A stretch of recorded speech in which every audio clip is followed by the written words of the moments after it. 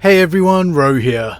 So yesterday we began our week-long dive into the nature of Roboute Guilliman, and we started by discussing his emotional state in the build-up to his founding of Imperium Secundus, and we'll end the week by debating whether or not it was the right move to make, including the results of your votes.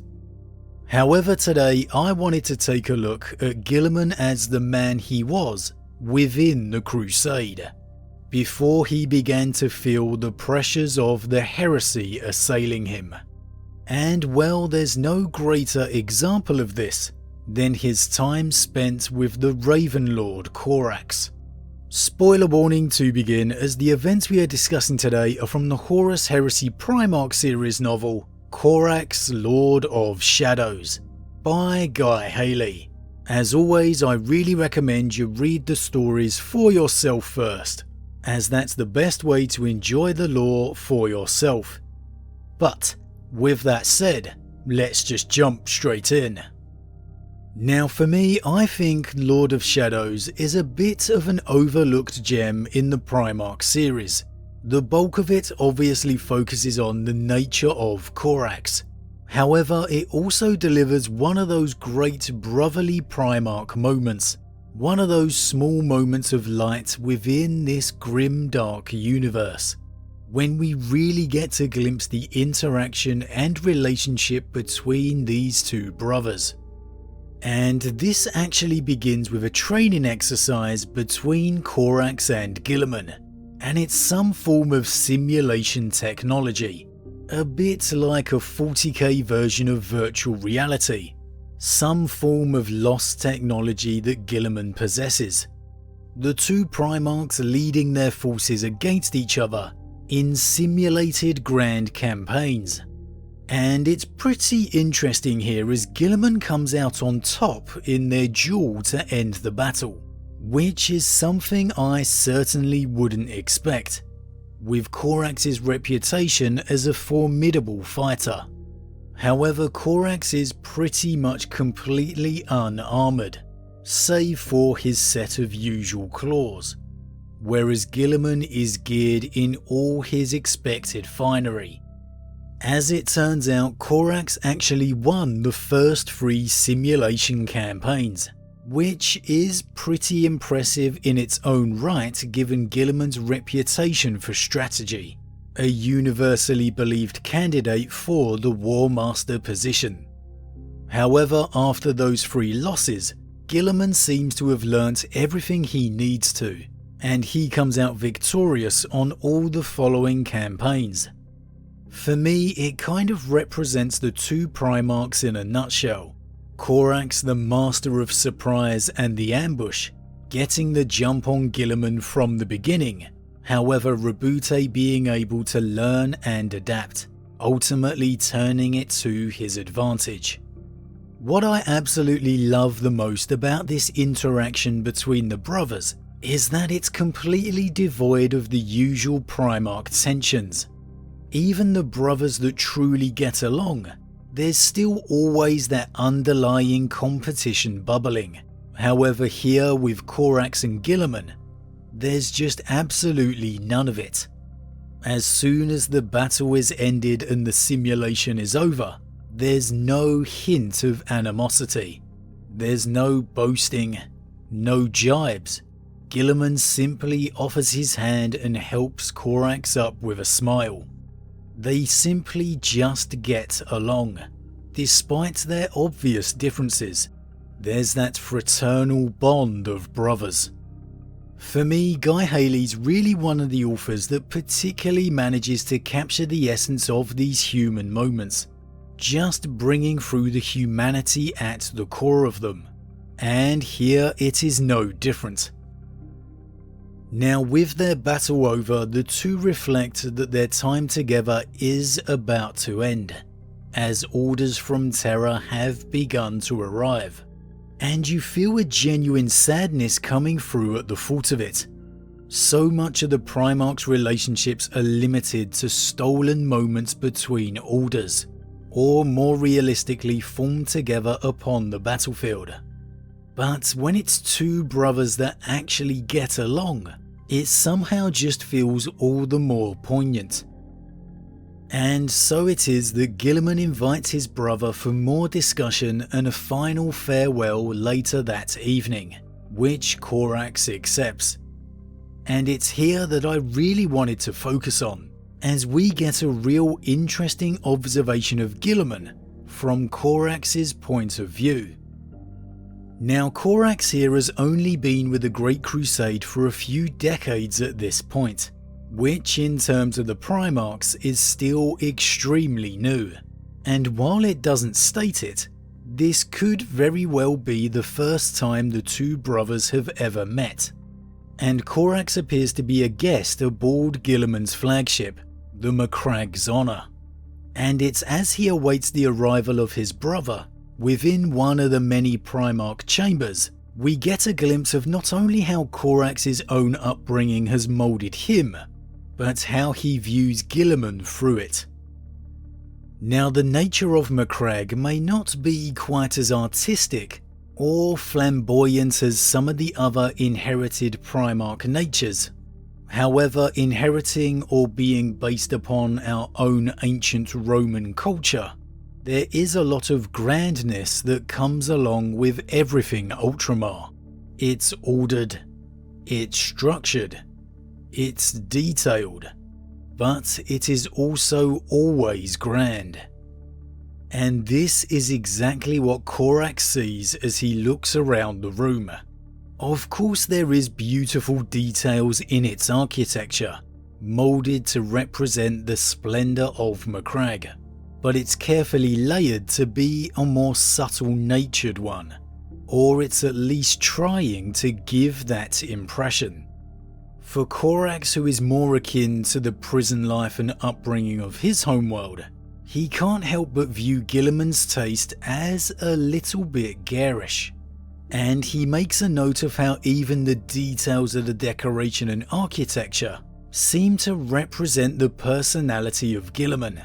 There's almost a war between rigid order and some form of pomposity. And for me, that's quite an interesting take, as it does in a way represent the inner nature of Guilliman pretty well. And it kind of takes me back to our nature versus nurture debate yesterday. Guilliman has obviously inherited gifts from his father, the Emperor of Mankind, but he also has the heavy influence of Macragge, the world in which he grew. Everything is ordered, everything is structured, but there's still that Macraggian pomp and circumstance. For all that Roboute's subtleness in many ways, the fella still loves a good parade and ceremony. A true son of Ultramar. And Corax freely admits within his mind that he knows his views are of course influenced by his own upbringing within undoubtedly a very different world, a much poorer one to say the least. However, for him, it appears Guilliman tries so hard to display the message of how practical and sensible he is, that it almost goes laughably over the top, as if he's desperate to show off how much not a show-off he is. And this isn't Corax being mean or jealous. He genuinely does like Guilliman. He's simply analysing, comparing and reflecting, as all the Primarchs naturally do. And the conclusion he comes to is that it all hides a very big ego and a very large temper. Exactly the same nature as he and all his brothers have. It's just that Guilliman, perhaps of all of them, is going to a great length to try and hide it. And there's a really telling line that sums it up perfectly. Corax was engineered to hide, but he did not hide what he was, not like his brother. And the more I think about it, the more I think it's actually really quite on point. It really seems to sum up a part of Guilliman's nature brilliantly. But the question is why? For Guilliman, to me, as I said, it's like the two halves of his personality going against each other. His inner true nature of a Primarch beats an ego of a demigod, an unparalleled god of war. He was made to compete with his brothers, to go out and conquer, not just worlds, but systems, galaxies even.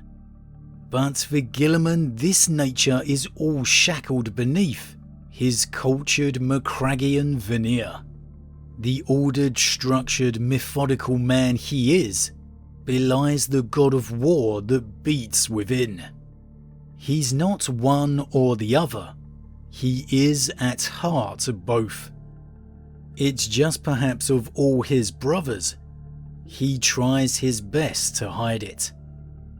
For me, it was a real interesting observation by Corax, and it really made me stop and think a little more on Guilliman's stoic nature, why he tries so hard to hide that inner part of himself.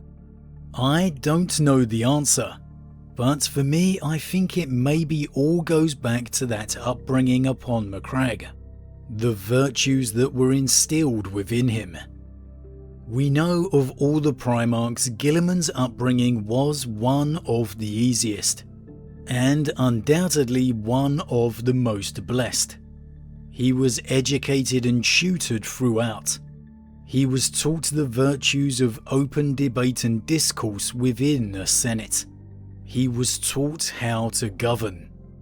And for me, I think that very much wars with his inner Primarch nature.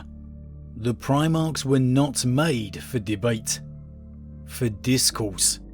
The only beings within the galaxy they can truly have those kind of conversations with are their brothers, their father. It's something I think we always forget now we have Guilliman back as the Lord Commander. The destiny of mankind was always going to lie in the hands of the ordinary men and women. That is why the Council of Terror was made. Guilliman was never meant to be the Lord Commander of the Imperium. That is why Horus was simply made War Master, why he was not made the Lord Commander of the Imperium. No matter how human, how compassionate some of the Primarchs may be, Vulcan, Guilliman, Sanguinius, the essence of their nature was made for war. Guilliman may exit the heresy as the Lord Commander of the Imperium, but this is really the worst case scenario exit. The Emperor is gone. Malcador is gone. The only two guiding lights the Imperium had. So maybe again it simply brings us back to the dynamic of Guilliman's creation versus his experiences. He was raised to govern, as any normal human would, but he was made to conquer, as a demigod. Maybe somewhere inside, that simple conflict still plays out within him. But as always guys, what do you think? What do you think of Corax's observations into his brother's nature? Is he right or is he wrong? Do you feel that Guilliman tries to hide the nature within him? And if so, why do you think that is? If the destiny of mankind was always meant to be within their own hands, what kind of role do you feel Guilliman would have had in the aftermath of the Great Crusade?